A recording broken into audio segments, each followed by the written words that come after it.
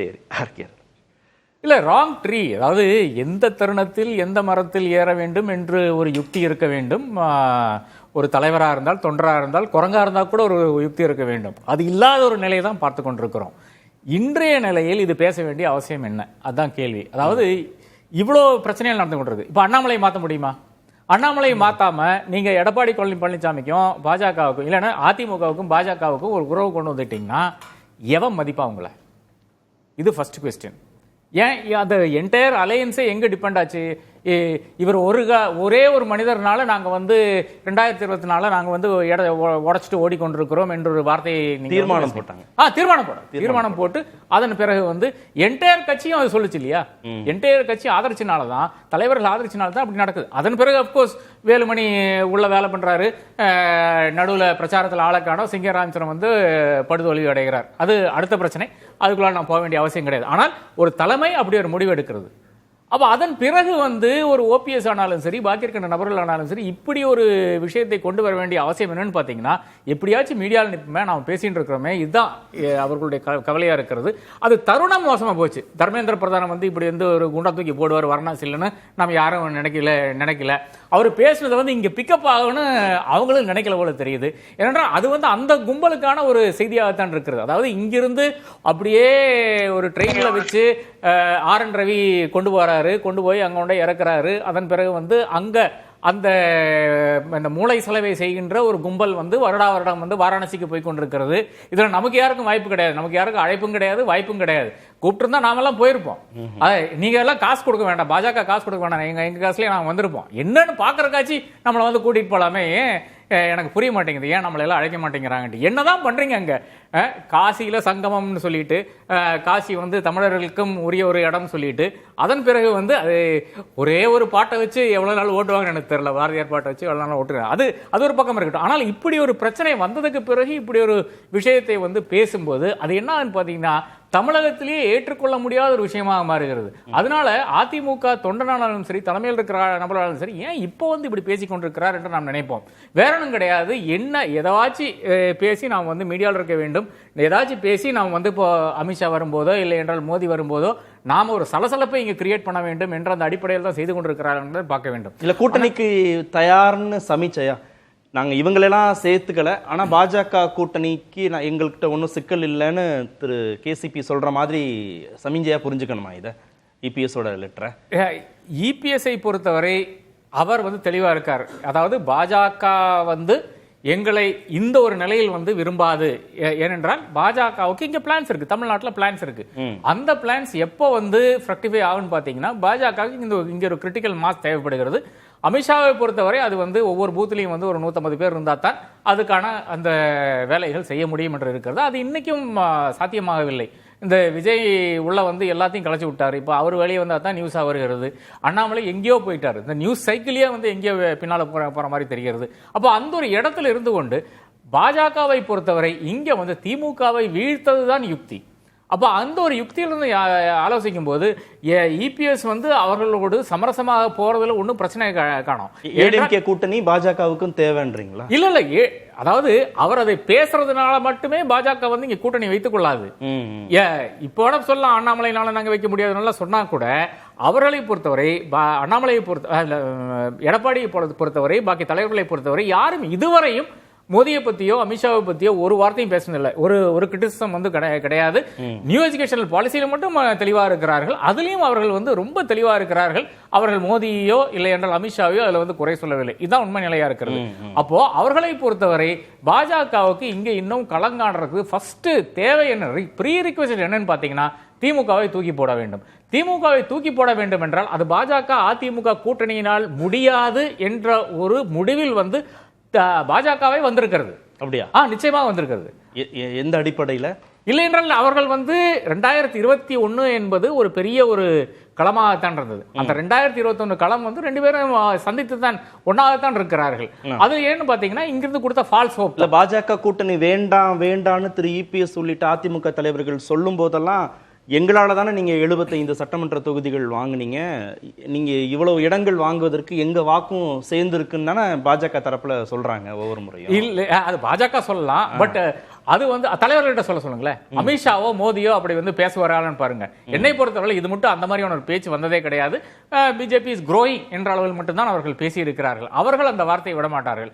ஏனென்றால் அவர்களை பொறுத்தவரை இங்க வந்து திமுகவை வீழ்த்ததுதான் அவர்களுடைய யுக்தியா. அதிமுக பாஜக கூட்டணி வேண்டான்னு பாஜகவை நினைக்கிறது புதிய செய்தி. சென்ட்ரல் பாஜக நினைக்குது. அது எனக்கு தெரிஞ்ச விஷயம் இதுதானுங்க.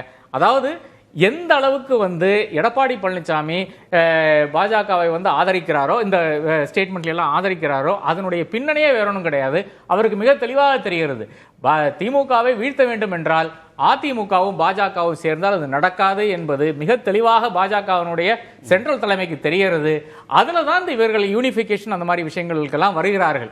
அந்த ஒரு கேப்ல தான் இப்போ வந்து ஓபிஎஸ் தேவையெல்லாம் வந்து பேசிக்கொண்டு, அதாவது பாஜக விரும்புவது என்று பேச வேண்டிய, இல்ல மோடி விரும்புவார் என்று பேச வேண்டிய அவசியம் கிடையாது. அங்கதான் இது அடிபட்டு போகுதுன்னு நான் நினைக்கிறேன். ஏனென்றால் பாஜகவை பொறுத்தவரை இது எல்லாம் வந்து அண்டர் கிரவுண்ட் ஆபரேஷனா இருக்க வேண்டும். எப்படி நம்மளுடைய குருமூர்த்தி ஒரு அண்டர் கிரவுண்ட் ஆபரேஷன் பண்ணாரோ, இவரு ஓபிஎஸ் வந்து முதல்வராக இறங்கின பிறகு அங்க போய் சமாதியில் போய் உட்கார்ந்தார் இல்லையா, அது தேவையில்லாமல் அது வெளிவர வேண்டிய, அது வெளியே பேச வேண்டிய அவசியமே கிடையாது. குருமூர்த்தி அது வெளியே பேச வேண்டிய அவசியமே பேசவே கூடாது. நீங்க பல ஸ்டேட்ல பாருங்க, எப்படி வந்து பிஜேபி ஆந்திரால பாருங்களேன், எப்படி இந்த கூட்டணி கட்சிகளுடைய உள் விவகாரங்கள்ல பாஜக வெளிப்படையாக தலையிடுது அப்படின்னு வெளியில செய்தி வர்றத பாஜக விரும்பவில்லை. அவர்கள் வந்து ஒரு பேக் சீட் ரோல் தான் அவர்கள் பிரிஃபர் பண்றார்கள். அவர்கள் பெரும்பாலும் ஆபரேட் பண்ணதை வந்து கார்ப்பரேட் நபர்களை வைத்துத்தான். அதுவும் வந்து சொந்தமாக ஒரு பாஜகவை சார்ந்த ஒரு நபர், ஆர்எஸ் சார்ந்த ஒரு நபர் போய் நெகோசியேட் பண்ண மாட்டார்.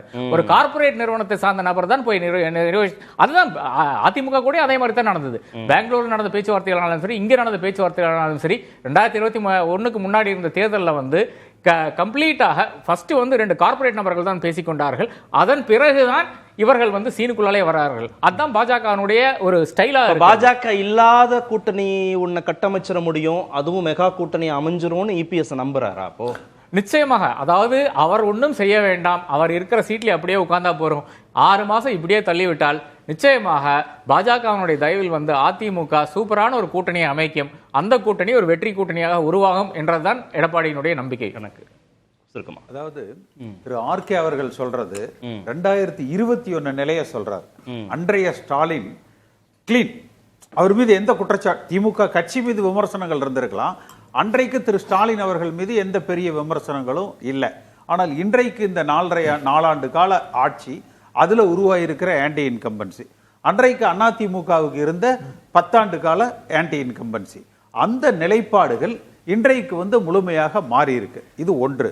ரெண்டாவது, எடப்பாடி பழனிசாமி அவர்களது மனநிலை ஆர்கே சொல்ற மாதிரி நமக்கு பாஜக வேண்டான்னு கூட நினைக்கலாம். பாஜகவை நினைக்குதுன்றார். இல்ல பாஜக ஆர்கே சொல்றது அதிமுக பாஜக கூட்டணி அமைந்தால் திமுகவை வீழ்த்த முடியாதுன்னு பாஜகவை நினைக்குதுன்னு சொல்றாங்க. அவர்களை பொறுத்த வரைக்கும் களத்தை இந்துத்துவாவுக்கும் திராவிடத்துக்கும் உண்டான சித்தாந்த அரசியல் களமாக மாற்ற வேண்டும். இதுதான் அவர்கள் அடைய நினைக்கிற இலக்கு. பாஜகவினுடைய அடைய நினைக்கிற இலக்கு தமிழ்நாட்டு அரசியல் களம் என்பது திமுக என்பது திராவிடம், பாஜக என்பது இந்துத்துவா, சித்தாந்த அரசியல் களமாக அவர்கள் வந்து மாற்ற நினைக்கிறாங்க. அதனாலதான் அது வித்தவுட் அதிமுக அவர் சொல்றாரு. வித்தவுட் அதிமுகங்கிறது correct. AIADMK without in existence. ஓ இல்ல இல்ல, வித்தவுட் அதிமுக அரசியல்லையே அதிமுக இல்லாம, தமிழ்நாடு அரசியல்லையே அதிமுக இல்ல. அதிமுக பலத்தை தன்பலமாக தான் அப்சர்வ் பண்ணி அதிமுகவை கரைச்சு இது. ரெண்டாவது இன்னொரு விஷயம் சொல்லிடுறேன். இவர் சொல்றதுல எடப்பாடி பழனிசாமி பாஜக இல்லாமல் விஜயோட மற்றவங்களோட தான் கூட்டணி அமைக்க நினைக்கிறார். ஆனா என்னன்னா, கூடவே செக் டு த கிங்குக்கு சுத்தி இருக்கிற தளபதிகள் தயாரா இருக்கிறாங்க. எந்த நேரத்துல வேணாலும் அவரை எடுத்து ஓரமா உட்கார வச்சுட்டு சசிகலாவுக்கு என்ன ஏற்பட்டதோ அது நடக்கும். ஏன்னா சில நடவடிக்கைகளை சென்ற பொதுக்குழுவுக்கு பிறகு எடுப்பதற்கு எடப்பாடி பழனிசாமி தயாரானார். அந்த மாவட்ட திமுக பண்ற மாதிரி பெரிய மாவட்டங்களை எல்லாம் பிரிச்சு செய்தார். இன்றைக்கு எல்லோரும் இவரோட ஒன்னா இருக்கிறது காரணமே மத்திய அரசாங்கத்திலிருந்து ரைடு இல்ல, மாநில அரசாங்கத்திலிருந்து ரைடு இல்ல. அப்ப எடப்பாடி பழனிசாமி கூட இருக்கிறது பாதுகாப்புங்கிறது. ஆனா எடப்பாடி பழனிசாமி பாஜகவை எதிர்ப்பதால் நமக்கு ஆபத்து வருகிறது என்றால் அவர்கள் எடப்பாடி பழனிசாமி அப்புறப்படுத்தி பாஜக சார்பு நிலையில் இருக்கிற மத்த யார்ட்டையாவது போயிட வாய்ப்பு இருக்கு. ஓபிஎஸ்டையோ இவர் அப்புறப்படுத்திடுவாங்கன்னு சொல்றேன். இதுல ஒரே ஒரு பாயிண்ட்ல நான் வந்து உடன்படுறேன். அதாவது ஹிந்துத்துவாவுக்கும் திராவிட ஐடியாலஜிக்குமான ஒரு பெரிய ஒரு பிரச்சனை தான் ஓடிக்கொண்டிருக்கு தமிழ்நாட்டை பொறுத்தவரை. ஆனால் இது இன்னும் ரொம்ப நேசன் ஸ்டேஜ்ல இருக்கு. திருப்பரங்குன்றத்துல என்னாச்சு, மக்களை தூக்கி போட்டாங்களே, இங்க வராதையா, உள்ள வராத, பிரச்சனை பண்ணாதே சொல்லி நாங்க போனோம், திருப்பரங்குன்றம் போனேன், மக்கள் சொல்றது இவ்வளவுதான், நீங்க ஏன் வெளியே இருக்கிறவங்க வந்து பிரச்சனை பண்றீங்கன்னு தான் கேட்கறாங்க. அப்ப அந்த ஹிந்துத்துவா வெர்சஸ் திராவிடியன் ஐடியாலஜி என்பது இன்னமும் தமிழ்நாட்டில் ஒரு வேறுபடிக்காத ஒரு சித்தாந்தமாக இருக்கிறது. அதனால அவர்கள் இந்த அதிமுகவை கரைச்சு ஸ்வீகரித்துங்கிறதுக்கெல்லாம் இப்போதைக்கு இடம் இல்லை. இப்போ டைம் கிடையாதுங்க. அதாவது இப்போ வந்து அதிமுக போனியார் ஒரு கட்சி என்ற அந்த நம்பிக்கை நிச்சயமா வந்திருக்கிறது. இதுல கேசிபி சொல்ற இன்னொரு பாயிண்ட் நான் ஒத்துக்கிறேன். நிச்சயமாக திமுகவினுடைய அந்த இமேஜ் வந்து பெரிய ஒரு பீட்டிங் வாங்கி இருக்கிறது. அதுல மறுபடியும் என்ன ஆகுதுன்னு பாத்தீங்கன்னா, அதிமுக இருக்கிறவங்க வந்து இன்னைக்கு மறுபடியும் அவனுக்கு ஹோப் வந்திருக்கிறது. நாளைக்கு ஒரு போனியான கூட்டணியை வந்து அமைக்க முடியுமானால் நிச்சயமாக நாம் வந்து வந்துடலாம். அதே நேரத்தில் பாஜகவை வைத்தால் நிச்சயமாக வர முடியாது என்ற இடத்துல தான் இன்னைக்கு அதிமுக தொண்டன் ஏடிஎம்கே மீதான நம்பிக்கை கூடி இருக்கு. நிச்சயமாக கூடி.